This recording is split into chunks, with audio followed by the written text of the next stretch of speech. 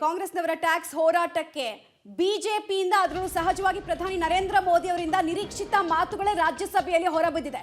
ನನ್ನ ತೆರಿಗೆ ನನ್ನ ಹಕ್ಕು ಅಂತ ದೇಶವನ್ನ ವಿಭಜಿಸ್ತಾ ಇದ್ದಾರೆ ಅಂತ ಬೇಸರವನ್ನ ವ್ಯಕ್ತಪಡಿಸಿದ್ರು. ಇದು ದೇಶದ ಏಳಿಗೆಗೆ ಮಾರಕವಾಗಿದೆ.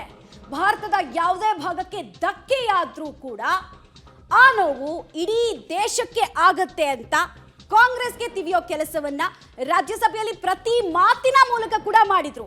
ಆ ಮೂಲಕ ದೇಶದ ಏಕತೆಗೆ ನೀವು ಧಕ್ಕೆ ತರಬೇಡಿ ಅನ್ನೋ ಸಂದೇಶವನ್ನ, ಎಚ್ಚರಿಕೆಯನ್ನ ಕೂಡ ಹೋರಾಟಕ್ಕೆ ಸಂಬಂಧಪಟ್ಟಂತೆ ಕೊಟ್ಟ ಹಾಗೆ ಕಾಣಿಸ್ತಾ ಇತ್ತು. ಇಡೀ ದೇಶಕ್ಕೆ ನೀವು ಉತ್ತರ ದಕ್ಷಿಣ ಅಂತ ವಿಭಜನೆ ಮಾಡಿದ್ರೆ ಟ್ಯಾಕ್ಸ್ ಹೆಸರಲ್ಲಿ ಒಡೆಯೋ ಪ್ರಯತ್ನವನ್ನ ಮಾಡಿದ್ರೆ ಅದನ್ನು ಒಪ್ಪೋದಕ್ಕೆ ತಯಾರಿಲ್ಲ ಅಂತ ಸಂದೇಶವನ್ನ ಕೊಟ್ಟರು. जैसे शरीर होता है, शरीर में जैसे अंगांगी भाव होता है, अगर पैर में कांटा लगे तो पैर ये नहीं कहता है, हाथ कभी नहीं सोचता है कि मुझे क्या, पैर को कांटा लगा है, पैर पैर का काम करेगा, पल भर में हाथ पैर के पास पहुंच जाता है, कांटा निकालता है। कांटा पैर को लगता है, आंख ये नहीं कहती कि आंसू मैं क्यों बहाऊं, आंसू आंख से निकलते हैं। हिंदुस्तान के किसी भी कोने में दर्द हो तो पीड़ा सबको होनी चाहिए। अगर देश का एक कोना, अगर शरीर का एक अंग अगर काम नहीं करता है तो पूरा शरीर अपंग माना जाता है। शरीर जिस प्रकार से अगर देश का भी कोई कोना, देश का कोई क्षेत्र विकास से वंचित रह जाएगा तो देश विकसित नहीं हो सकता है। और इसलिए हमें भारत को एक अंगांगी भाव से देखना होना चाहिए, उसको टुकड़ों में नहीं देखना चाहिए। जिस प्रकार से हिंदी और भाषा बोली जा रही है, देश को तोड़ने के लिए, राजनीतिक स्वार्थ के लिए नए नैरेटिव गढ़े जा रहे हैं। एक पूरी सरकार मैदान में उतर करके भाषा गढ़ रही है। इससे बड़ा देश का दुर्भाग्य क्या हो सकता है? आप मुझे बताइए, झारखंड का कोई आदिवासी बच्चा अगर ओलंपिक के खेल के अंदर जाकर के मेडल लेकर आएगा तो क्या हम ये सोचते हैं कि तो झारखंड का बच्चा है? पूरा देश कहता है हमारा देश है।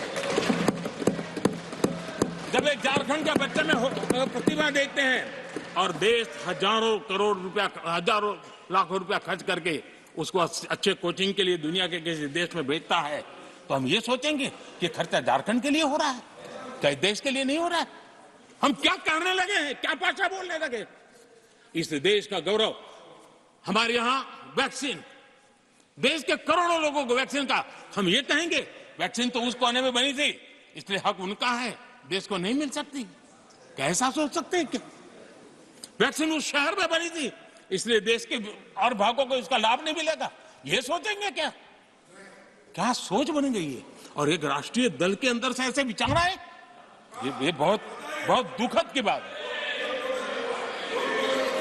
मैं पूछना चाहता हूं आदरणीय सभापति जी, क्या अगर हिमालय कल कहना शुरू कर दें, हिमालय कल बोलना शुरू कर दें कि नदियां मेरे यहां से बहती हैं, मैं तुम्हें पानी नहीं देने दूंगा, पानी का अधिकार मेरा है, देश का क्या होगा?